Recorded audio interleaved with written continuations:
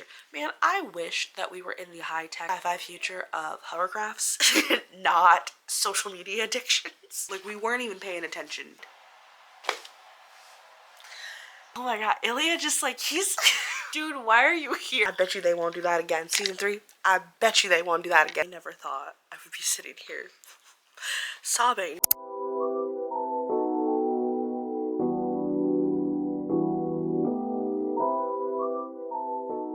Hello, hi, welcome friends. Welcome to this week's vlog. We are doing weekly vlogs. That is what I'm going to attempt to do. Bookish things, weekly vlogs, because I realized that a lot of scary things are happening and I kind of need to self-regulate. What else? There's a lot of stuff. We're in the middle of a polar vortex, Arctic freeze, whatever you want to call it. It's freaking cold. It's so cold outside. And yeah, staying warm. That is the name of the game. I'm probably going to be inside. And I'm so tired. I think I have concert crud because a week ago from today, I went to go see Halsey. I had a great time. This is the first time I've lost my voice in the most painful way possible. Yeah, pretty much half of the week spent in pain, doom scrolling, watching the news, constantly consuming something that was sending me into a spiral. And I just wanted a break. Not even, I needed a break. So this week we are swapping screen time from reading time. If anything, I would love to be picking up my e-readers more. If I'm going to use my phone for anything, I would love it to be Libby and Hoopla. I come from a TV household. I'm trying to like get back to being in my living room using my TV more, and like my phone and laptop are for work only. Very 90s vibes, if you will. Maybe this could be the 90s diaries. Maybe this is what I want to do. And like instead of like the analog diaries, this is my 90s diaries of like I'm trying to engage with like low tech, but in a very high tech future. Man, I wish that we were in the high tech sci-fi future of hovercrafts, not social media addictions. Okay, haven't grocery shopped, haven't journaled, but I did. I bought books today. I did. I bought 5. One of them's a gift for my brother, which I'm going to give him tomorrow, so I guess I can show you. He wanted Psycho Family, I think, listening to it as an audiobook, but he really loves, like, Jasmine Maz. He really likes her writing, so I figured, he's like, she does romance and fantasy so well, and he loves it. He's like, everyone should give it a try. So that one's for him. Also, I'm in the middle of a lot of books right now, and I want to just mention a couple of those before I like take a break. Tough Guy by Rachel Reed. I've been reading that one for 2 weeks. I have 6 days left until it's due back at the library. I did check out Rook and Rebel. I had a horrible time with Wolfie. I DNF'd Wolfie so fast, and I'm scared that Rook and Rebel will be the same thing. Is that all? If You Stayed by Brittany Cherry, that's another one I was going to pick up today. I did not pick it up. I thought about it, but I was like, yeah. And then the co-op Son of Morning. I'm really excited about that one. I did check that one out. My hold finally came in. So, yep, my nose itches like crazy. I'm not like picking boogers out of here. I'm just like, ah. So maybe this is what we read tonight. Maybe. It's like 5 hours. I can listen to 5 hours of an audiobook, but I can also sit down and read. Take a break, rest my voice, probably turn on this audiobook, and then I will come back and I'll tell you what this book is about, what we're reading. The Rose Bargain is what I decided that we are reading. It is currently 10:36 p.m. I got a YouTube comment that I feel like that Miley Cyrus meme where she's like, gotta check my comments. That is how I feel every time I get a pop-up that someone has commented on a YouTube video. So if you're watching this, hi, hello, welcome, comment, tell me what you're reading. Tell me if you are sick like I am, if you're cold like I am, or if you are reading The Rose Bargain or want to read The Rose Bargain, because we are 219 pages, and I feel like I always feel bad starting vlogs in the middle of books, but it is what it is. So I'm just gonna read the synopsis really quickly. Like, that could give everything away or nothing away. Vying for the hand of one brother, falling for another, every citizen of England is granted one bargain from their immortal queen. High society girls are expected to make their bargains for qualities that will win them a suitor. A rare talent for the piano in exchange for one of your happiest childhood memories. A perfect smile for one's ability to taste. But Ivy's debut season arrives, and there's a twist. A competition to marry the Queen's Fae son, Prince Bram. It's a prize that could save Ivy's family from ruin and free her older sister from the bargain that destroyed her. I feel so nasally and congested. Yet, every glittering Fae deal has a rotting heart.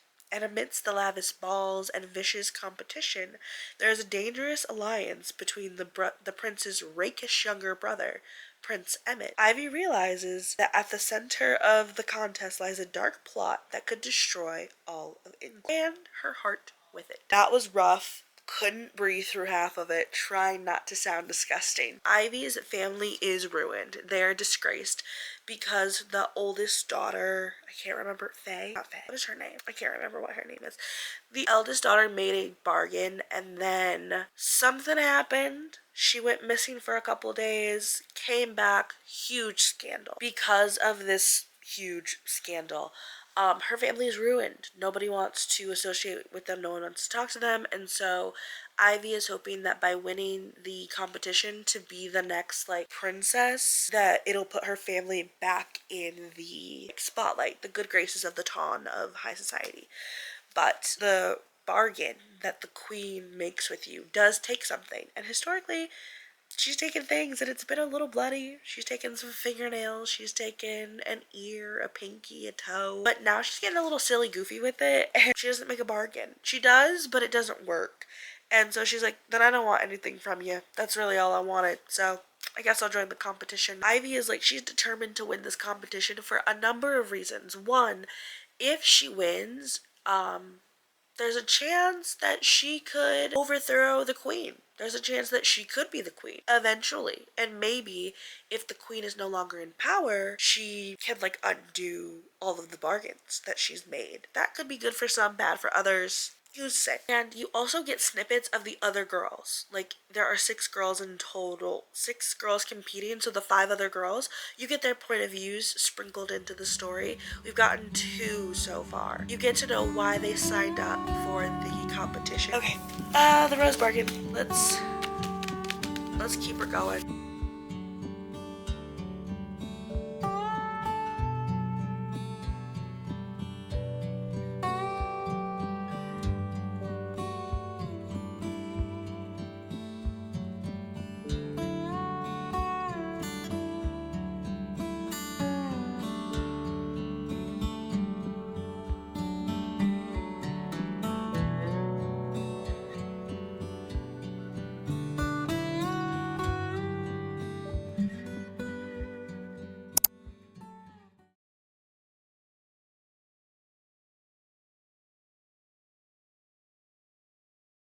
Okay, the rose bargain. I took the dust jacket off, so it's kind of metallic-y. I might blind you, so let me just slip that back on. It's still metallic-y, but that's fine.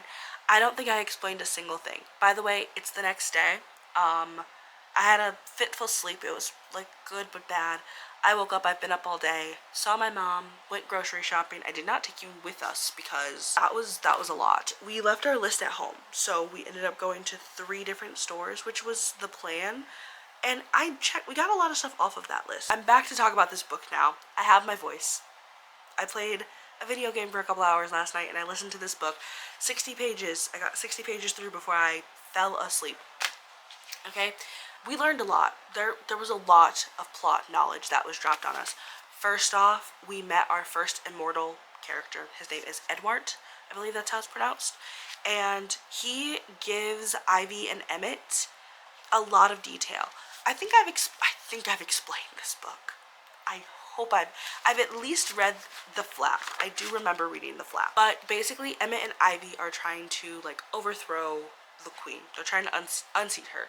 And they come up with this plan to undo all of her bargains, but they don't know exactly how they're going to do it, and they're looking for information. Bram gifted Ivy a book earlier in this book. He gives her a book. And one thing I love is a piece of media within a piece of media. And so she's read this book cover to cover. She's memorized just about every one of her favorite stories in there. And so she is reading this again and she noticed that there's an address on the inside. How someone would put from the library of such and such. That's in this book. And she's like, I know where that address is. I don't think there's anyone that lives there, but I could snoop around and see if I could get any information. Like maybe they left something behind. Emmett crashes this little adventure and goes with her, and they meet Edward. He is our first immortal person. He was there at the Battle of the Roses. He watched the queen kill the enemy army, kill the king, become queen. He watched that. And then he watched for years, like 3 years, her just making bargains every single day. They were bloody, they were gruesome, and he's like, I'm not gonna make a bargain, and eventually he caved, and he thought he was so clever, and he wanted to be immortal, so he made the bargain to be immortal. But everyone is repulsed by him, and the way she worded it was, you will never know love, but I think had she said you will never know kindness, that would have been different, because he's like talking to the kids.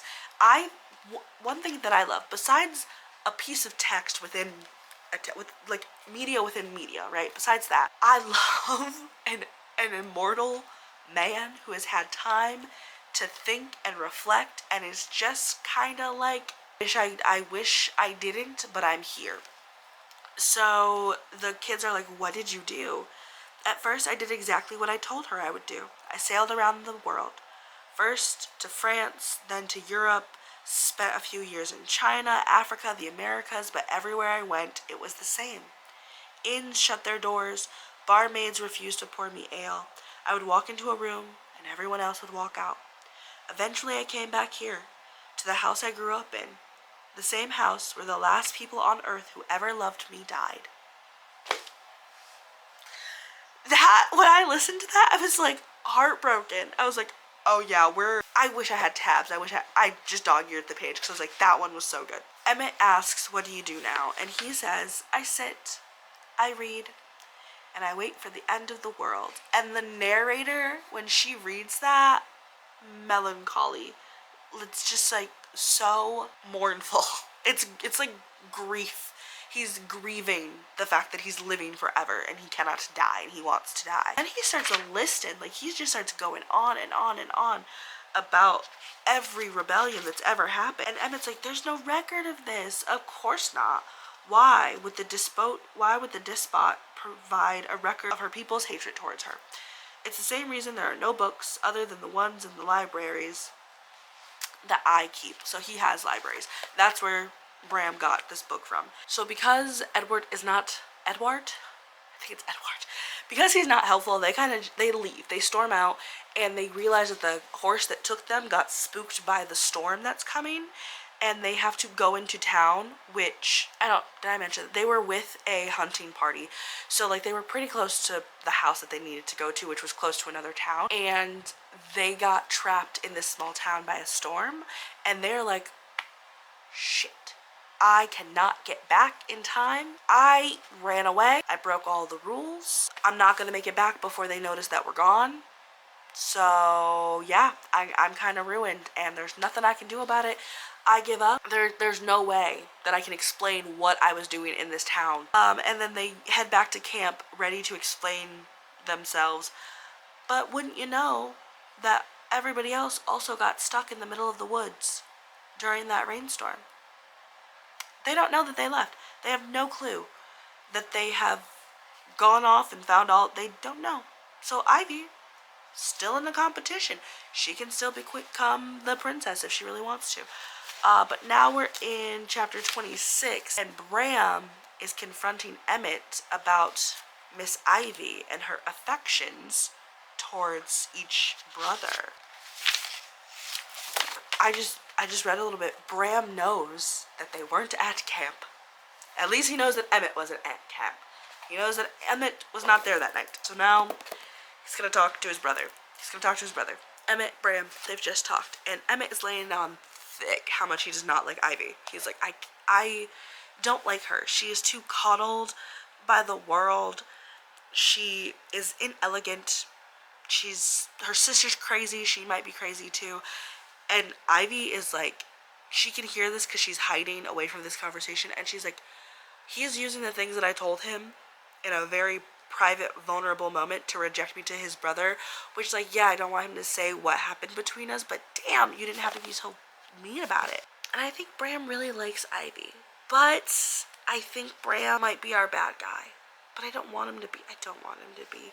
I don't think there's any art for this book, and I'm not going to look up any art until I'm done reading it. But that's where we are. I was going to try and time lapse, but I don't know how to do that on this camera. We are in another girl's POV now. We're in Greer Trummer's POV, which was Ivy's childhood best friend before everything went down with Ivy's sister. Also, Emmett just said that there was never going to be a you and I talking to Ivy. It was never going to be them two, ever. He's sorry if he ever gave her that impression, but what they did in the dark, all of their flirting, all of their bantering, their kissing, it was all a ruse, and she feels really dumb about it. But now we are in Greer's point of view. I will say that every time something like horrible happens to Ivy, we jump to another girl's POV. The first sentence actually does make me feel a little sad for Greer. When my mother first told me that I couldn't speak to Ivy anymore, I cried for a week. Then she told me that my second favorite horse... Then she sold my second favorite horse and told me that she'd sell another if I let the blubbering get in the way of my preparing for the season. So I dried up the tears quick. I'm sorry, that was kind of choppy because I was like, wait, her horse? Basically, she said, stop crying or I'll sell your horse. It's a horrible mother. Oh my god. No, okay, that was really sad. Greer's mom abused her. And she says that she wishes that she says that after 18 years, I knew that there was no winning with Mama. She mostly stopped hitting me when I turned 16, but sometimes I wish she'd start again because her psychological games were worse and they were much harder to predict. That is actually really sad. What the fuck? I finished Greer's point of view. I didn't think I'd have that many updates for Greer, but she just talks about Ivy being her friend and being a safe place from her mom. And when she lost that, she kind of lost her, when she lost her friendship, she lost her safe place. But she knew that, like, at the end of the day, what her mother wanted is what they were going to do. And her mother was very, like, violent and abusive towards Greer. Greer falls in love with one of their childhood friends, and they are sneaking around seeing each other, and that really is dangerous for her. And she's just, like, so distraught over the fact that she knows that she will, like, never be able to get away from her mother. She has to marry somebody. She's probably gonna marry an old man, and her plan is, like, I'm just gonna keep doing as I'm told, keep lying and pushing things down, and hopefully something will work out. And, like, the love of her life hates the bargain that she made, which she wanted a new nose. And he's like, you were so beautiful before. That's where we are in Greer's story. That was really, really, really sad. This whole book is sad for the other girls. Like, Ivy is out here, like, running around Carmen Sandiego looking for clues. And these other girls are like, we're just trying to survive. Okay. I really do. I think I'm going to switch to the audiobook because I'm hungry. I want dinner. I can't eat and read at the same time. I can, but I don't want to mess up this book. Skip ahead a couple tracks. I think I read 3 or 4 chapters, so we're going to skip ahead 3 or 4 tracks. I'm going to eat food, and we're going to try and end the rose bargains. I do, in fact, have to pick up this camera again because at the end of chapter 27, someone has died. I really hope that's not true. Oh my god. I have so many thoughts, but I have one more chapter to read. I'm finding that the books should be ending in certain places, and they're just not ending. Let me read. Hold on. I have a lot of thoughts. I've been sitting here drinking tea, rambling on to myself. It's 3 o'clock in the morning. I'm tired, actually, and I have just a little bit of tea left. So let's discuss. I left you guys with Greer, and a character has died, and we didn't see a body, so I don't think that that character is dead. I don't think I can actually tell. I will. Spoilers right here. Warning. The last 50 pages were altogether too long and not enough. Like, it was a lot of filler. And one thing that this book does do is, like, great timing and pacing with, like, you know that time is passing. You know that it's been like a week, 2 weeks, a month, something like that. You know that time is passing. But I feel like the last 50 pages, I went like, how much time is passing? What's going on? Is it like 1 day, 2 days, a month? What's going on? I also felt like a lot of loose ends were tied up very nicely, and then all within the last 50 pages we got some nice little bows, some answers to some questions, and I was like, yeah, the story can continue. And then we got, like, for every one question that was answered, 3 more popped up, and I mean that very seriously because I have questions. I will say I don't think I put it in anything because I just edited the Sunday Monday part of this vlog.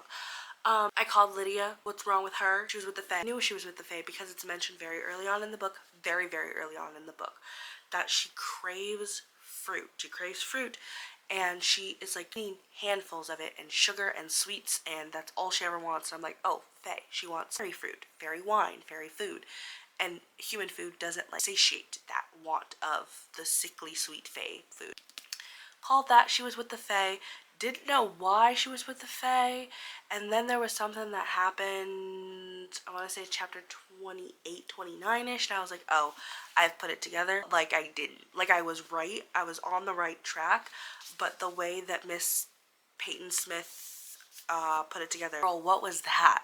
Whoa, what was that? I feel like she tried to breadcrumb, and then because she didn't leave a long enough trail, she just had to walk us to the end. It's like, you left some clues in there that were so nice that I was like, oh yeah. And then you just forgot about. It's like there was plot A, plot B, and then plot C was like a silent watcher, if you will. I can't tell you a whole lot about the ending of the book. They do, like, unseat the queen. I was right about Bram being our big bad guy, but I was also wrong about Bram. Like, I was right, but I was wrong.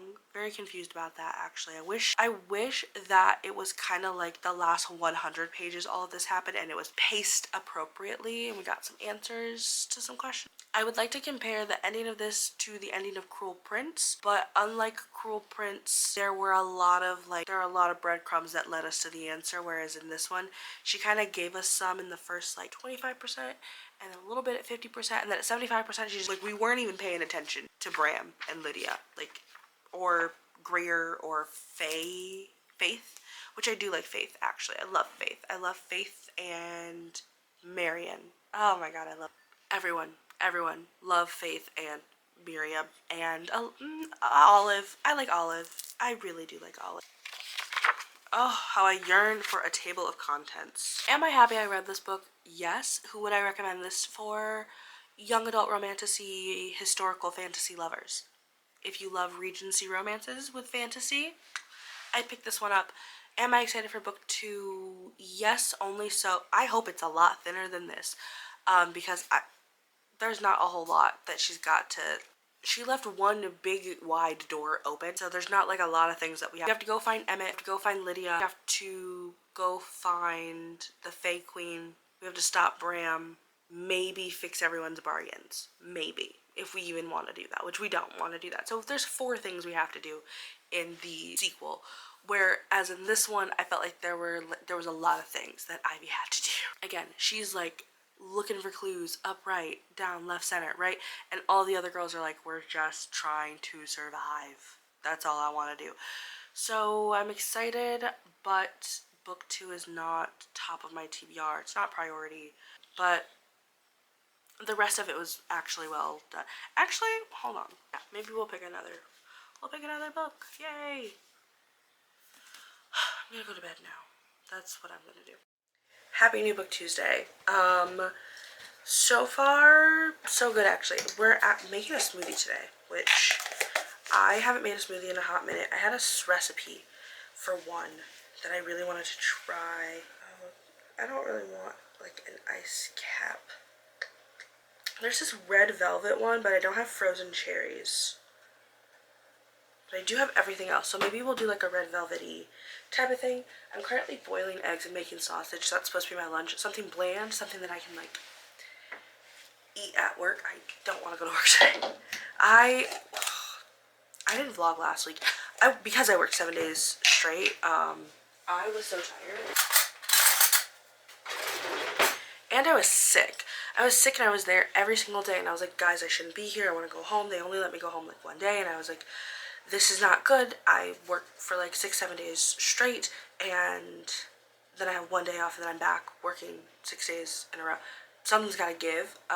So I'm going to go today, but then I told them, I was like, I cannot work on Wednesday. I still don't feel good, and coming to work every day is not going to change. It doesn't matter like when the shift is, how long it is. I need to go to sleep, and I can't go to sleep if I'm closing and opening. So we're doing zucchini because I don't like the taste of banana in my smoothie. Strawberries because I have a lot of frozen strawberries. Vanilla, chocolate peanut butter, and we're gonna see how well that tastes. So yeah, I will see you guys later when I decide what book we're reading today. If we're reading a book today, or if it's just like a chill hangout night. Hello and welcome. It is now 1:46 in the morning. I'm so tired. Oh my god, Tuesday. I left my smoothie at home. I had it when I got home from work. It was not good. Too much vanilla extract, I believe. Everything else was like bangers, okay? It was so good. The side is still horrible. It's still snowing. It's still like drifting. It's still icy. I don't blame anyone for not going out, but that did mean that I got to listen to my book and clean the store and stock and do stuff and prepare for when the storm does break. So I listened to Tough Guy by Rachel Reed, this little gem of a book. I freaking love this book so much. I loved everything about it. It is Ryan and Fabian's story, and I don't want to go too heavily into it because there are like, it's the third book in the series. But just know that you're following Ryan and Fabian reconnecting after like over a decade of not seeing each other. And Ryan wants the life that Fabian has, basically. Ryan is very like socially awkward and anxious and shy. And Fabian is very loud and flamboyant with a giant friend group and very like extroverted. And Ryan is like, I'm an introvert. I don't like going out and meeting new people. And they kind of reconnect because Fabian wants to show Ryan the city, and like maybe that'll help him break out of his shell a little bit. And from there you have their relationship starting. And I think what I loved the most about this book is like all of her books are super sex positive, Rachel Reed, but they talk a lot in this book. Like they talk about sex, they talk about their issues that they have in the bedroom, they talk about trauma, they talk about past experiences. Very much like a heavy on the communication type of book. Loved that. I loved that so much.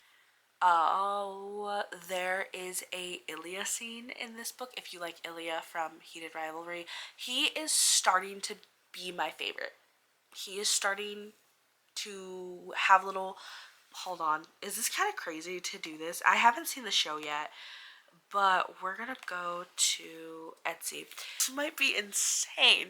Anyways, I haven't started the show yet because everyone says that I need to like read all of the books, and then before I start book 6 I need to watch the show. But Ilya has been in book 1, 2, and 3, and every time he's there he like warms my heart. So like, not big spoilers for book 3, but there's a funeral that Ryan attends, and Ilya also is there, and he's like, Ryan looks at Ilya, he's like, did you know him well? And he's like, no, but like he died by suicide. And he's like, this is personal to me. Like I think that a sport that you give your all to should at least show up for you in death, no matter how you died.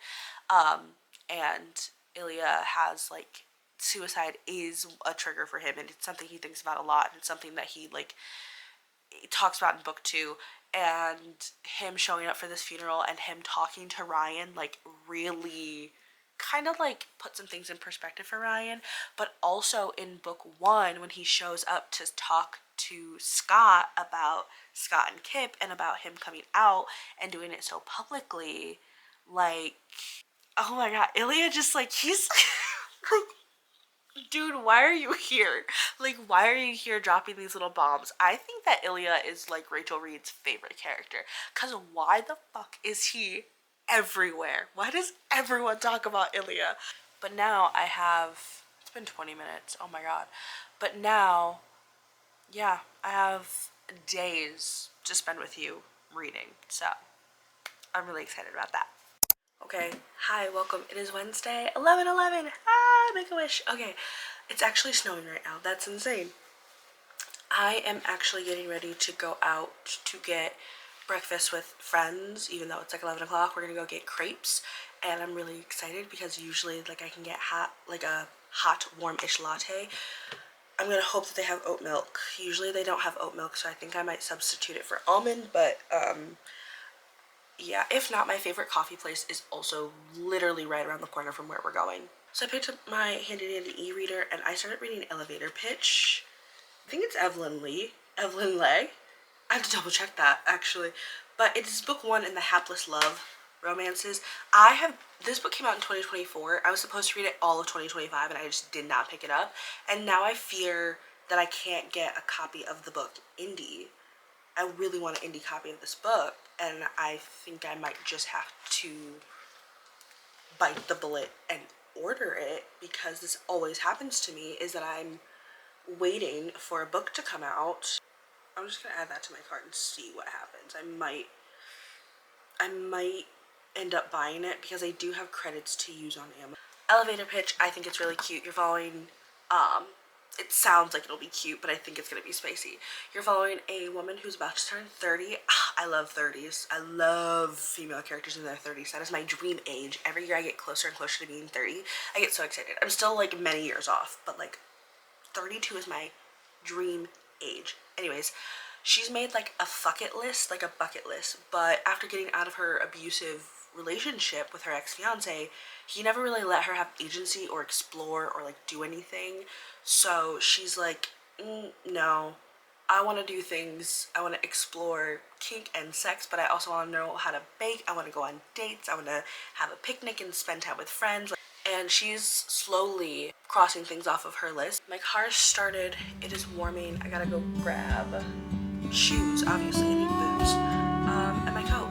Yeah. So I will see you guys when we return.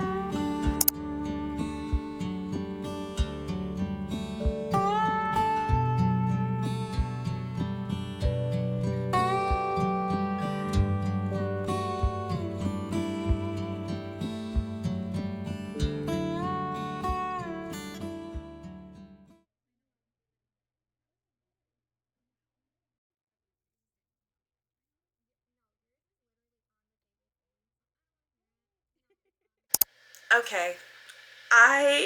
It's like 7:15 and I've had like two mental breakdowns. Like I just started sobbing and like I was so frustrated and I was so upset. My cup is chipped. I just noticed that. I don't know when that happened. Yeah, she's chipped. I don't think I should drink out of this now, but I'm gonna. Maybe I can find something to fix that. I really wanted to drink out of this mug. Now I have to find a different mug. I'm very annoyed, and I just don't want to be annoyed anymore. So we're gonna use the Gilmore Girls cup. I love Gilmore Girls. And then I have been doing laundry pretty much nonstop. I have 2 more loads to wash, but then a ton to dry. And my tea is brewing. What are we having tonight? We are having vanilla Camaro. It is creamy, decaffeinated, and it is vanilla. I love this one a lot. I usually put sugar and oat milk in my teas. I like a very sweet tea, and I let it steep for a long time. So that's what we're doing, and I did make my little plate of food, and I have about 30 minutes before I have to check the laundry. We'll see what happens. I might take my jeans out and like hang those to dry, and then like keep going on the dry cycles. But yeah, let's make some tea and watch some Bridgerton. Really excited.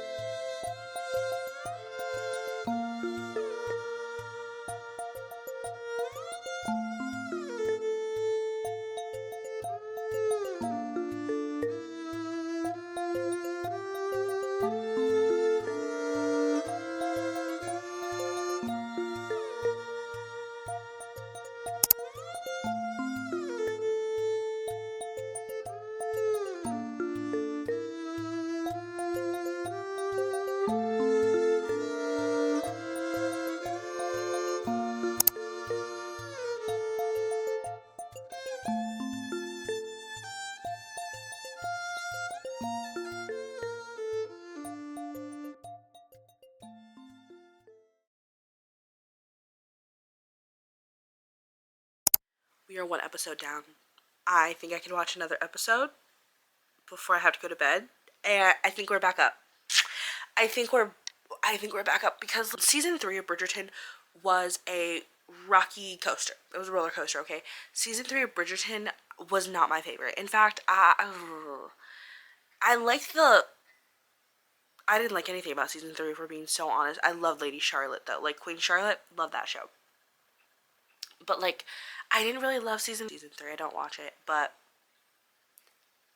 Benedict, we're back up. That little cheek kiss, that chaste cheek kiss. And then he smelled her... I'm unwell. Okay, episode 2.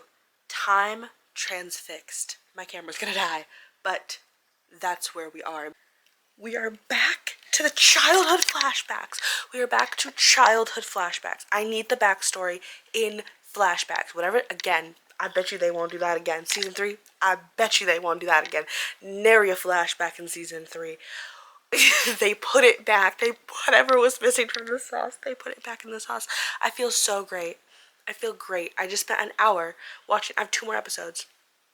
Do I work tomorrow at 9 o'clock in the morning? Yes. Is it currently 10:21? Yes. Am I about to watch the 3rd episode of Bridgerton season 4? Yes. And then I'm gonna stop. I have to stop. Or I could just stay up all night watching.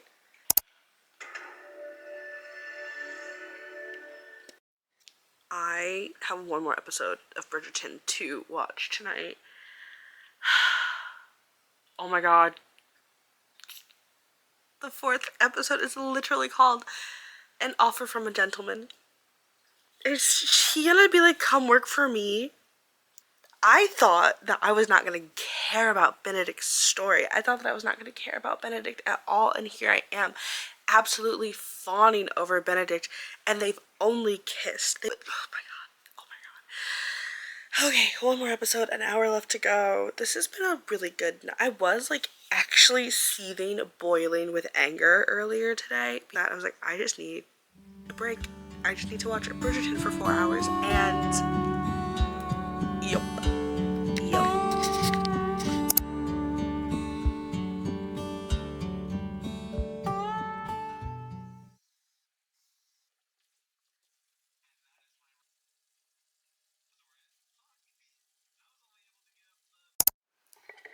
And, oh my god. I think I do need to get like a wide angle lens, because like you're so close to me and the camera is so far away. But I started the love audit today. I was at work and I was like, oh, it's Friday, by the way. Don't know if I've said the day in a couple of days. It's Friday, by the way. And I've been listening to books a lot more at work because we're so slow. I both regret starting this at work, but I'm so happy I started this because first off, like, I don't know if you can see that, she's already tabbed. She's tabbed and highlighted. I have not tabbed, highlighted, and underlined a book in a year. I feel like it's been a solid year since I've bust out like, hold on, my annotation supplies for real in a book. Literally, I just, like, it's been so long. But it says, the gloves and more are coming off for this workplace enemies turned fake newlyweds. Basically, Jasmine and Derek are childhood friends, and their parents owned a company together. Their parents had a falling out, and then the kids just never saw each other. It's been like over a decade since they've seen or talked to each other. I'm pretty sure like these I think like they're in their 30s now, like late 20s, early 30s, and they haven't seen each other since they were like teens. But now they work for like the same company. There was a merger, and usually what happens when there's a merger, a lot of people get laid off. A lot of people get laid off. So they are competing for the same job. Basically, they have to go to this small town and figure out a way to pitch it into this perfect touristy town where like you can buy up a lot of land and develop it. Basically just like what happens when like a company buys a small town. I'm 13 chapters in actually, and oh, there's a dog. He's on the cover. Tora. I love Tora. I love when there's a dog involved, especially one that's like a little dumb, because my dog is a little dumb. And Tora loves Jasmine, but Tora is Derek's dog, and he's like, that's so weird. He usually is a good judge of character. He should like be attacking you. And she's like, he can't be that good of a judge of character because he hasn't killed you yet. And Tora is like obsessed with Jasmine, and I know this feeling well. I know this feeling well. When your dog, like, yeah, my dog loves me. My dog loves me. But my dog loves Michael more. Cameraman's home. Cameraman comes bringing pizza. What's in there? Sandwiches. Hell yeah. Happy, what is today? Saturday. It's actually the last day of the month, and I'm going to my mom's house. I was supposed to go a couple hours ago, but I needed to record a end of the month wrap up, and then when I get back, we're gonna do our TBR for the next 3 months of physical books. The ebook audiobook situation, I'm not gonna look at those too much just because I usually pick and choose how I'm feeling when I'm feeling it. Let's sit. I do want to finish the love audit. I'm like halfway through so far. Again, annotations go crazy. I just recorded my wrap up, so if I finish this book tonight, I'm glad I talked about it a little bit in that wrap up, but I'll probably do like a refresher in February and be like, I just finished this book. Ta-da! But yeah, the TBR for the next couple months is kind of insane. There's 1, 2, 3, 4, 5, 20 books, I want to say, on this TBR. I think I should pack my computer, but I don't really want to do all of that now. I think I'll see you guys tomorrow when I like officially wrap this vlog up, because I think it's been a week, and that's I've done this I usually give up on Wednesday or Thursday, but it's Saturday and we're still going strong. So again, thank you guys for just like hanging out while I yap. If you made it this far, thanks.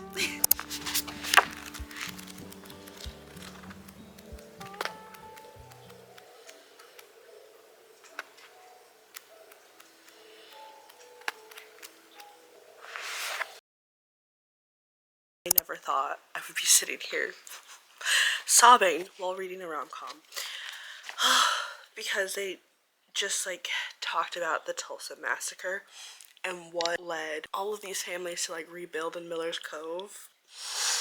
Oh my god. And like I'm fine. It's kind of like listening to my grandpa talk about why he moved to Michigan when he was still alive, and like why he decided to like build his family here. I didn't think that was gonna hit as hard, but oh boy. I know, what a plain background. I am waiting for the 2026 F1 calendar so I can put it up here. I had the 2025 track calendar here, and since taking it down, such a weird place to sit because there's nothing behind it. It is Sunday. We've done it. Sunday to Sunday. A successful weekly vlog where I was just doing things, mostly reading. We talked a lot about books. I hung out with friends. I watched the newest season of Bridgerton, and it's all I can think about. I would say, like, I just looked back at the beginning half of this video because I was editing it, and I was like, yeah, the goal was for me to pick up my phone less, and while my screen time like went up by 30 minutes, it went up in different apps. So like my TikTok watch hours all went down, my Instagram hours went down, my Facebook hours went down, but YouTube went up. I was watching a lot of book reviews, I was listening to a lot of music, I was listening to like a lot of lo-fi channels. My Storygraph hours went up, my Libby and Hoopla hours went up. So like still on my phone, but I was not doom scrolling as much. I was more so picking up my camera to talk about the books, researching books, finding videos to like listen to music in the background. It was just really, really nice to not be consuming a ton of tragic media. Not to say that I didn't stay well informed. I did. But I wasn't letting it like overwhelm me and send me into a state of panic. And that was like that's where I was like at last week, was just in a state of like numb, panic, sick. It was not great. And I'm not saying it's perfect now, but it reminded me that I do need to kind of like take care of myself. So a recap of the 3 books that we read together, one of which is not finished, but I have 10 pages left. I could read those 10 pages and then I'm gonna talk to you, but I'm just not gonna do that. The Rose Bargain, which took up a lot of chunk of our time because 1, it was a fantasy book, and 2, it felt like 2 books in the end. The second book is coming out soon. It's in April. It's not at the top of my priority list, but it's also not at the bottom. Tough Guy by Rachel Reed. I'm so excited I get to continue on in the Game Changer series because I think there's a new narrator now. I've been listening to the audiobooks because it's kind of impossible to find the physical books. And then The Love Audit by Lucy Eden. I was sobbing this morning. I was like reading that book and I just started crying. And like listening to that, I just started crying. I couldn't stop. Bridgerton season 4, brain rot. It's taken over. I want to read historical like romances immediately, and I've been told to read diverse historical romances if I love the show. Don't read Julia Quinn's actual books because they're not that great. I think playing around with this camera, playing around with CapCut, reading a ton of books, and just talking to you guys was probably like the best part of the week. I'm getting a lot more comfortable with doing that. Oh, my cat has just joined us. If you didn't want this, you shouldn't have got on the table. That's it. Thank you so much if you watched the entire video. Holy crap, you've just spent like an hour of your time with me. I don't care if you had me on in the background. I don't care if you were doing laundry or folding something or cooking.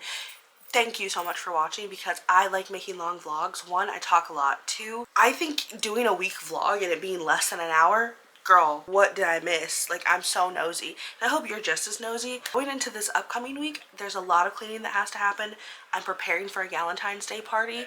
And the next reading vlog that I do is going to be book talk fantasies. It's gonna be clickbaity. I also have my January wrap up coming and I don't know about a TBR video. I thought about doing one, but I think TBRs might be going a step too far. Okay, thank you so much for watching, and until next time, happy reading.